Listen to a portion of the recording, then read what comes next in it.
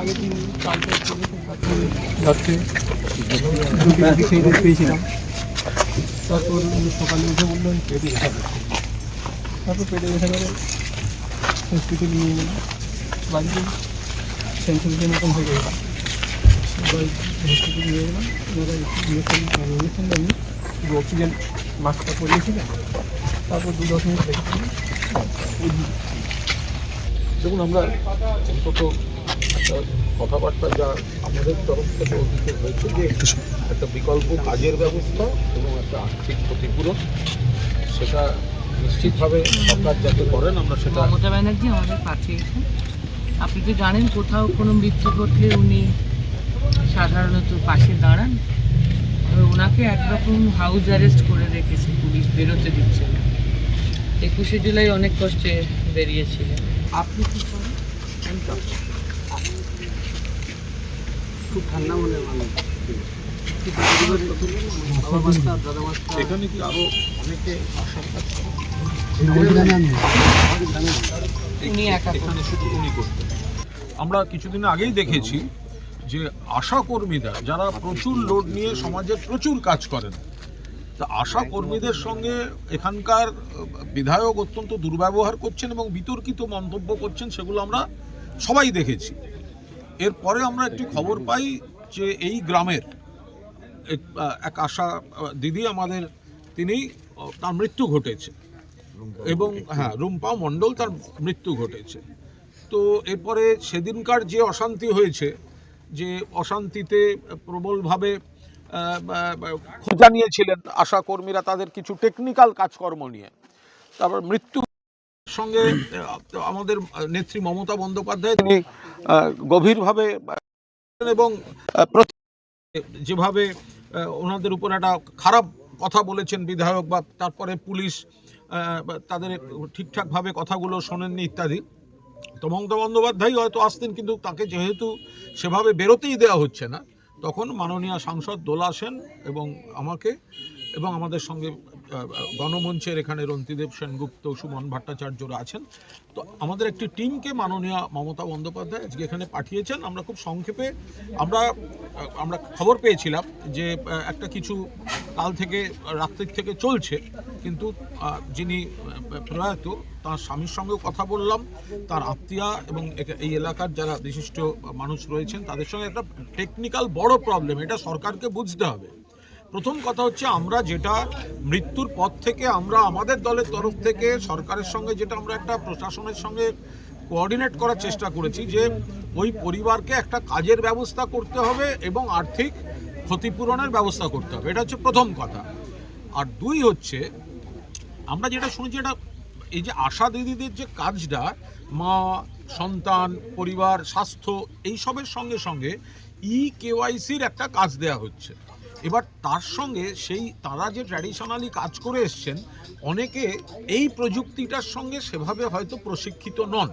আর একটা বিরাট প্রবলেম যেটা দোলার আমরা আস্তে আস্তেও দেখলাম, এখানে বহু জায়গায় নেট ঠিকভাবে পাওয়া যাচ্ছে না। অর্থাৎ যিনি আশাকর্মী যদি তিনি জানেনও, তিনি যখন কাজ করছেন নেটের অভাবে একটা কাজ করতেই প্রচুর সময় লাগছে, ফলে তাদের উপর যে ভয়ঙ্কর চাপটা পড়ছে এই সংক্রান্ত আরও কিছু বিষয় নিয়ে তারা ক্ষোভ জানাচ্ছিলেন। সেখানে গিয়ে তাদেরকে ওই সব খারাপ ধরনের কথা বলেছেন বিজেপির বিধায়ক চন্দনা বাউড়ি, এবং সেখানে তার পরবর্তীকালে তাদের আমরা যে জমায়েত বা বিক্ষোভ দেখেছি এবং তাদের যে বক্তব্যগুলো, সেটাও সহানুভূতির সঙ্গে শোনা হচ্ছে না, যেখানে মমতা বন্দ্যোপাধ্যায় চিরকাল যখন মুখ্যমন্ত্রী ছিলেন যে আশা দিদিদেরকে একটা অন্য চোখে দেখেন। তো সেই জন্যই তিনি মূলত আমাদের এখানে পাঠিয়েছেন, যেখানে প্রবলেমগুলো কি কি। প্রথম হচ্ছে পরিবারকে ক্ষতিপূরণ এবং বিকল্প কাজ, সেটা আমাদের তরফ থেকে আগেই কোঅর্ডিনেট করা হচ্ছিল। আমরা তো শুনলাম কেউ এইসব পরিবারকে গিয়ে বলেছে, আচ্ছা আমরা এগুলো করে দেবো, ওনারা সব দাবি করছেন, কারণ আমাদের তো দাবিটা তো 3-4 দিন ধরেই আমরা করছি যে আমরা করে দেবো, কিন্তু ওনারা না এলেও চলে আর কি ব্যাপারটা। তো যদিও পরিবারের সকলেই কথা বলেছেন এবং গ্রামের সঙ্গে আমরা কথা বলছি, আমরা এগুলো প্রশাসনের দৃষ্টি আকর্ষণ করব যে যেখানে নেটওয়ার্ক ঠিক নেই সেখানে এই KYCর প্রযুক্তিগত দিক আশা দিদিদের উপর বাড়তি চাপ সৃষ্টি না হয় দোলা? আমি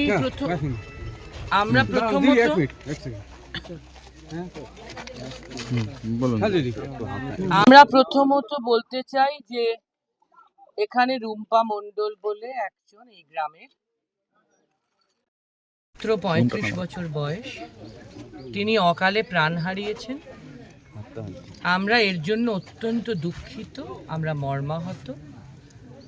মমতা বন্দ্যোপাধ্যায়ের পক্ষ থেকে আমরা রুম্পা মণ্ডলের, প্রয়াত রুম্পা মণ্ডলের পরিবারের পাশে আছি। কুণালদা বেশিরভাগটাই বলেছেন, তাও আমি দুটো একটা কথা একটু যোগ করছি।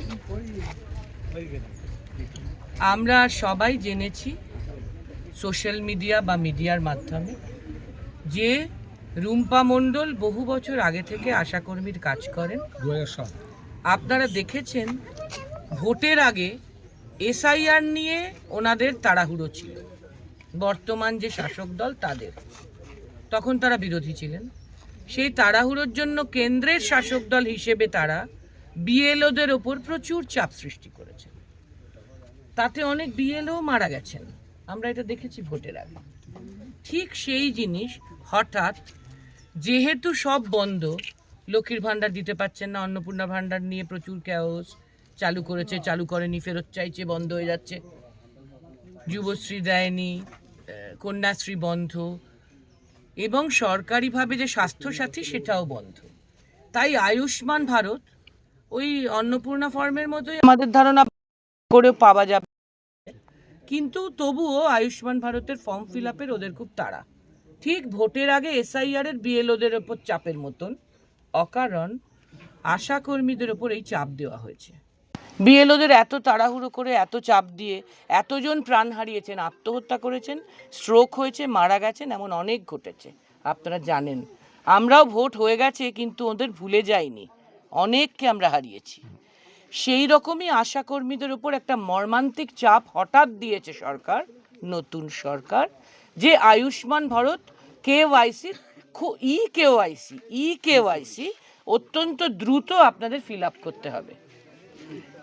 এখন দুটো বিষয়, সবচেয়ে গুরুত্বপূর্ণ বিষয়টা হচ্ছে ওরা মা বাচ্চাদের পোলিও দেওয়া, মায়েদের, প্রসূতি মায়েদের নানান কিছু, মা শিশুদের নিয়ে আশাকর্মীদের নানান কাজ, প্রচুর কাজ, সামাজিক অনেক কাজ। কিন্তু কেওয়াইসি একটা কম্পিউটার সংক্রান্ত, অনলাইন সংক্রান্ত একটা নির্দিষ্ট প্রশিক্ষিত কাজ, যেটা একটা বিশেষ দক্ষতা, বিশেষ এক্সপার্টিসি ছাড়া করা যায় না। সেটার প্রশিক্ষণ প্রায় না দিয়ে, একদিন একটা কি ট্রেনিং দিয়ে দুম করে, যিনি অত কিছু জানেন না, শুধু আশাকর্মী হিসেবে তিনি খুব ভালো, তিনি 2005, 2006, 2007 থেকে কাজ করছেন, খুব সাকসেসফুল আশাকর্মী, তিনি হঠাৎ কেমন করে কেওয়াইসি পারবেন? তার একটু সময় লাগবে।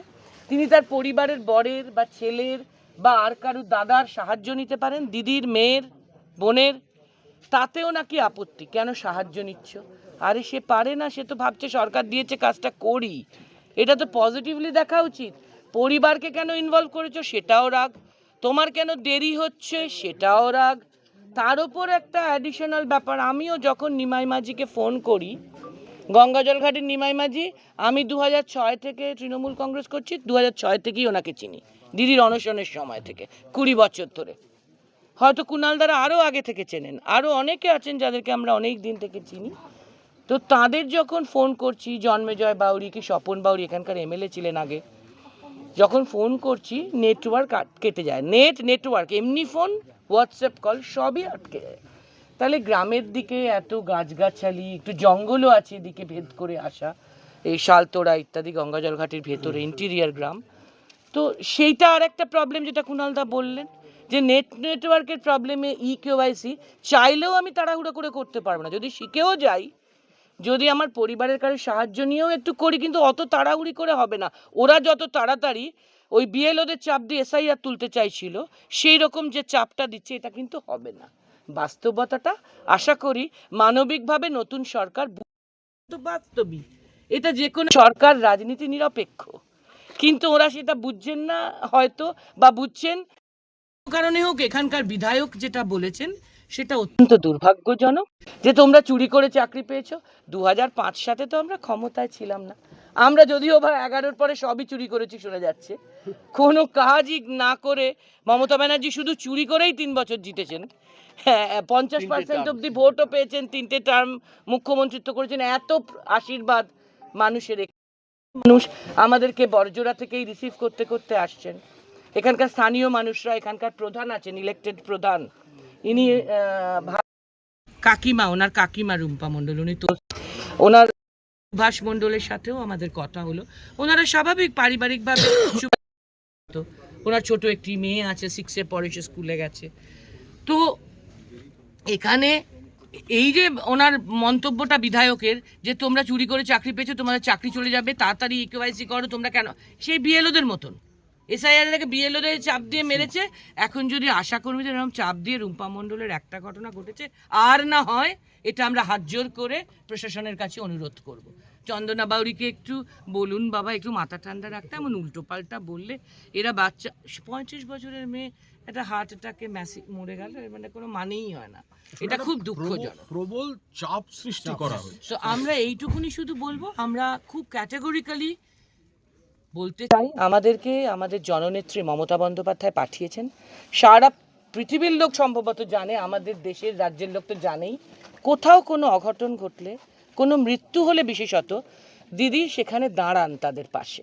এটা উনি মুখ্যমন্ত্রী কিনা, উনি এমপি কিনা, উনি কেন্দ্রের মন্ত্রী কিনা নিরপেক্ষ, সারা জীবন এটা উনি করেছেন। তা এখন ওনাকে কার্যত বারুইপুরেও যেতে দেওয়া হয়নি। এমনিতে পুলিশ তুলে নিয়েছে, কিন্তু উনি বেরোতে গেলেই তখন সিআরপিএফ রুট মার্চ করতে থাকে, ওনাকে বেরোতে দেবে না। ঘরবন্দি করা হয়েছে, হাউস অ্যারেস্টের মতো। তো আমরা 21শে জুলাই কোনো রকমে, উনি অনেক লড়ে মরে গেছেন স্টেজে, তাও সারা রাত জাগতে হয়েছে ইত্যাদি। তো উনি বলেছেন তাই যে আমাকে তো আটকে রেখেছে, কিন্তু অন্তত একজন চলে গেছেন, প্রয়াত হয়েছেন। আমি এমপি হিসেবে, কুণালদা এমএলএ হিসেবে, জনপ্রতিনিধি এবং আমাদের কিছু সিভিল সোসাইটির বন্ধুরাও এসেছেন দিদির অনুরোধে। আমরা এসেছি এদের পরিবারের পাশে দাঁড়াতে, মমতা বন্দ্যোপাধ্যায়ের পক্ষ থেকে একটা সলিডারিটি জ্ঞাপন করতে, যে আমরা তাদের পাশে আছি, দিদি তাদের পাশে আছেন। এইটুকু, আমাদের কোনো রাজনীতির এজেন্ডা নেই, আমরা যা বলছি সেটা আমাদের ফিলিং, কিন্তু ক্যাটেগরিক্যালি আমরা দল থেকে বলতে চাই, মৃত্যু নিয়ে রাজনীতি করা আমরা পছন্দ করি না। তাহলে আমাদের এতজন এখানে দলের নেতাও উপস্থিত আছেন, সাধারণ মানুষ ছাড়াও, তারা তো রাজনীতি করতেন, তারা করেননি। আমরা মৃত্যু নিয়ে রাজনীতি করতে চাই না। এ ব্যাপারে প্রশাসন এবং শাসক দল নিশ্চিন্ত থাকতে পারে। যেটা ঘটেছে, চন্দনা বাউরি এরকম চাপ দেবেন, উনি যদি মাথা আবার গরম করে ফেলেন, আবার আশাকর্মীদের চাপ যান, আরও কোনো রুম্পা মণ্ডল না ঘটেন, এটা আমরা প্রশাসনের কাছে করজোড়ে প্রার্থনা করতে চাই। ওদের ওপর না দেওয়া, প্রশিক্ষণ দরকার, এবং সেই প্রশিক্ষণের পরেও আশাকর্মী ওই পোলিওর বাইরে, ছোটোখাটো মা শিশুর কাজের বাইরে, সারাদিনের কাজের, এবং সেই প্রশিক্ষণের পরেও আশাকর্মী ওই পোলিওর বাইরে, ছোটোখাটো মা শিশুর কাজের বাইরে, সারাদিনের কাজের বাইরে এক্সট্রা লোড নিতে পারবে কিনা, তার জন্য প্রশাসন কি ভাবছে, এটাও আমরা সিরিয়াসলি চাই যে প্রশাসন বিবেচনা করুক। এটা এমনিতেই ওদের ওপর চাপ, এমএলএ চাপ দিলে আরও চাপ, এটা যেন না হয়, কারুর যেন প্রাণ না যায় অকালে, এটা আমাদের করজোরে অনুরোধ। কুণালদা, আমরা খুব স্পষ্টভাবে এখানে 3-4টি দাবি করছি। এক, যিনি মারা গিয়েছেন অর্থাৎ রুম্পা মণ্ডল, তার পরিবারে বিকল্প চাকরি, এটা ইতিমধ্যেই আমরা কোঅর্ডিনেট করা হয়েছে। 2, আর্থিক ক্ষতিপূরণ। 3, তার যে একমাত্র সন্তান, কন্যা সন্তান রয়েছে, তার প্রতি সরকার যেন নির্দিষ্ট দায় দায়িত্ব পালন করে। 1, 2, এই আশা দিদিদের উপর যে কাজের চাপটা দেওয়া হচ্ছে, সেটা শুধু তো এই এলাকা বলে নয়, চারপাশে, সেটা অবিলম্বে বাস্তবসম্মতভাবে বন্ধ হোক। আপনারা যে মহিলাদের এই চাপটা দিচ্ছেন, তারা মা শিশুদের পরিবারকে নিয়ে কাজ করেন, আর এই কেওয়াইসি এটা একটা নির্দিষ্ট টেকনিক্যাল বিষয়, এর জন্য একটু একটা নির্দিষ্ট প্রশিক্ষণ দরকার, এবং সেই একটা বিশেষজ্ঞের জায়গা রয়েছে সেখানে। ফলে একজনকে একদিন একটা ক্যাম্প করে দিয়ে আপনারা বলে দিলেন সেটা করবেন না, তাহলে সমস্ত একজনের এই দুঃখজনক পরিণতি হয়েছে। আরও যারা দিদিরা আছেন তারা খুব বিপদে পড়ে যাচ্ছেন। আর এবং তারা বিক্ষোভও দেখাচ্ছেন, আমরা টিভিতে মিডিয়াতে দেখছি, সোশ্যাল মিডিয়াতে, এবং যে অন্য আশাকর্মীরা বিক্ষোভও দেখাচ্ছেন। 3 হচ্ছে এ সংক্রান্ত যে দফতর বা মন্ত্রী বা মুখ্যমন্ত্রী যারাই আছেন তারা বিধানসভায় বা সরকারিভাবে বিধানসভার অধিবেশন সামনে আসছে সেখানে, বা যদি বা বিধানসভার অধিবেশন সামনে আবার আসছে, অথবা একেবারে পরিষ্কার এ ব্যাপারে বিবৃতি দিয়ে একদম ঘোষণা করুন যে আশা কর্মীদের উপর এই অবৈজ্ঞানিক চাপটা কোনো অবস্থায় দেওয়া হবে না। একটা হচ্ছে কাজের চাপ, কাজের ধরনের চাপ। আমি এক ধরনের কাজ করে অভ্যস্ত, এবার একটা আধুনিক প্রযুক্তির কাজ আমার উপর দেওয়া হচ্ছে, আমি হয়তো অভ্যস্ত নই। 2 নম্বর হচ্ছে বাংলার বিস্তীর্ণ এলাকায় যে নেট প্রবলেম, এই যে যেখানে দাঁড়িয়ে আছি তার থেকে একটু আগেই আসার সময় আমরা নেট, তা একজন যদি শিখেও যান তিনি কাজটা করবেন কি করে যদি নেট না থাকে?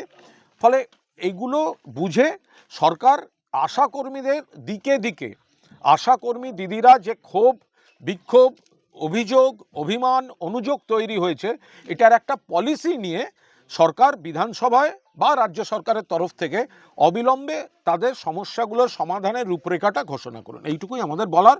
আমরা এর মধ্যে কোনো রাজনীতি ঢোকাচ্ছি না, কারণ এত সংখ্যক মা বোনেরা, আশা দিদিরা এই গোটা ঘটনাটায় বিপর্যস্ত হয়ে আছেন, ফলে তাদের পাশে দাঁড়ানোটা দলমত নির্বিশেষে এটা এখন প্রথম দরকার। আর ওই পরিবারের পাশে মমতা দিদি আছেন, সেটা দোলা কমিউনিকেট করে দিয়েছে। তো আজ এই গ্রামে, বাঁকুড়া জেলায় গঙ্গাজল ঘাটিতে কারা আছেন? মমতা বন্দ্যোপাধ্যায়ের নেতৃত্বাধীন সর্বভারতীয় তৃণমূল কংগ্রেস পাশে এসে দাঁড়িয়েছে। এখনও শাসক দল বিজেপি থেকে কেউ কিন্তু এই গ্রামে এই পরিবারের পাশে এসে দাঁড়াননি। তাদের নিয়ে যাওয়ার চেষ্টা হচ্ছে কোনো মন্ত্রীর সঙ্গে দেখা করতে, কিন্তু এখানে এসে দাঁড়াচ্ছে। এবং যাদেরকে বিজেপি রাজ্য বিধানসভায় তথাকথিত বিরোধী স্বীকৃতি দিয়েছে, বিজেপির বি টিম, বিজেপির দালাল, তারা আজকে যখন মমতা বন্দ্যোপাধ্যায়ের নির্দেশে দোলা সেন, কুণাল ঘোষ বাঁকুড়া জেলায় মৃতার বাড়িতে আশাকর্মীদের পাশে, এবার দুদিন পরে হয়তো ফলো করবে, তারা আজকে শুভেন্দু অধিকারীর সঙ্গে দেখা করতে যাচ্ছেন নিজেদের ব্যক্তিগত সেটিং ইস্যুতে। এইটা হচ্ছে দুটো তফাৎ। তারা আজকে বলছে এসআইআর, আরে এসআইআর ওগুলো নিয়ে আমরা সরব, তার জন্য বিধানসভাও আছে। আজকে এখনো পর্যন্ত যা খবর তাতে ওই বালিশচাটা শিবির তারা যাচ্ছে নবান্নে শুভেন্দু অধিকারীর কাছে। কি কথা হবে? সব নিজেদের ব্যক্তিগত অঙ্কের কি করে তারা থাকবেন, একটা পরিশোধীয় অঙ্কে অস্তিত্বের সংকটে পড়েছেন, তারা নিজেদের করতে যাচ্ছেন, কাहीं পে নিগাহে কাहीं পে নিশানা। এখনো পর্যন্ত কোনো বিপদগ্রস্ত মানুষের কাছে এলাকায় যাননি। যেদিনকে মমতা বন্দ্যোপাধ্যায়ের নির্দেশে সর্বভারতীয় তৃণমূল কংগ্রেসের দোলা সেন, কুণাল ঘোষ বাঁকুড়ায় আশাকর্মীর পরিবারের গ্রামে দাঁড়িয়ে রয়েছে, সেদিনকে এরা নিজেদের অঙ্কে কলকাতায় বসে সেটিং অঙ্কে ওখানে যাচ্ছে। ফলে আসল বিরোধী কারা, মানুষের পাশে কারা থাকেন, মমতা বন্দ্যোপাধ্যায়ের স্রোতই থাকেন, সেটা আজকে আরেকবার প্রমাণিত। যে নামেই করুক সেই কাজ যাতে করে সেটা আমরা চাই, এবং আমরা সেই জন্য আবেদনও রাখছি, এখানেও সেটা রাখছি। এবং জেনেছি যে এনাকে যে তুলে নিয়ে যাওয়া হয়েছিল স্বাস্থ্যমন্ত্রীর কাছে, সেরকম একটা আভাস তিনি পেয়েছেন, কিন্তু এখনো কোনো সরকারি অফিসিয়াল ঘোষণা আমরা শুনিনি। সেই জন্যে আমরা সেটাও একটু করতে চাইছি। কিন্তু আবারও বলছি, কুণালদা বলেছেন, আমরা স্পষ্ট চাই, প্রথমত মৃত্যু নিয়ে কোনো রাজনীতি আমরা করতে আসিনি। মমতা বন্দ্যোপাধ্যায়ের পক্ষ থেকে আক্রান্ত পরিবারের পাশে দাঁড়াতে এসেছি। দ্বিতীয়ত, খুব গুরুত্বপূর্ণ যে আশাকর্মীদের কাজ মা এবং বাচ্চাদের নিয়ে, তারা ইকোয়াইসির মতো একটি এক্সপার্টিজি কাজ, দক্ষতা সম্পন্ন কাজ জানেন না। একদিনের ট্রেনিংয়ে গাঁয়ের গরিব মেয়েরা সেটা জেনে উঠতে পারবেন না। আমরা নই যে শহরের ফটফট করা বাবুরা, তো তাদের আর একটু সময় দিতে হবে। এবং এটা আদৌ এই পলিসিতে আশাকর্মীরা এফেক্টেড হচ্ছেন কিনা, কম টাকায় যতটুকু তারা ভাতা পান, তাতে এত বড় কঠিন কাজ তাদের করার কথা না, সেটাও দেখতে হবে সরকারকে বিবেচনা করে। এর জন্য আলাদা দিতে হবে কিছু তাদের পাশে অনারেরিয়াম। এবং আমরা এসআইআরের সময় ভোটের আগে দেখেছি এইভাবে অন্যায় চাপ দিয়ে বিএলওদেরকে অনেকে মারা গেছে, আত্মহত্যা বা হার্ট অ্যাটাক বা স্ট্রোক। আশাকর্মীদের মধ্যে এই যেন পুনরাবৃত্তি না হয়। আমরা সমস্ত আশাকর্মীদের জন্যে এই আবেদনও সরকারের কাছে রাখতে চাই যে এটা ঠিক হবে না।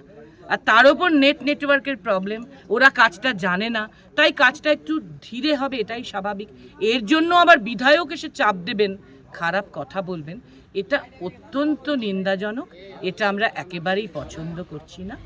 বিধায়ককে যেন সম্মানীয় মুখ্যমন্ত্রী একটু শেখান, একটু বাড়িতে পাঠান, একটু দুঃখ প্রকাশ করান, বা সরকার থেকে যেন বলা হয়, আশাকর্মীদের যেন একটু আশ্বস্ত করা হয়, কারণ তারা যে দুঃখিত, চিন্তিত, ক্ষুব্ধ, সেটা আশাকর্মীদের মুভমেন্টে বোঝা যাচ্ছে। আমরা আবার বলছি, কিংবা রুম্পা মণ্ডলের পরিবার কিংবা আশাকর্মীদের নিয়ে আমরা কোনো রাজনীতি করতে আসিনি। মমতা বন্দ্যোপাধ্যায়ের পক্ষ থেকে আমরা আক্রান্ত মানুষদের পাশে দাঁড়াতে এসেছি।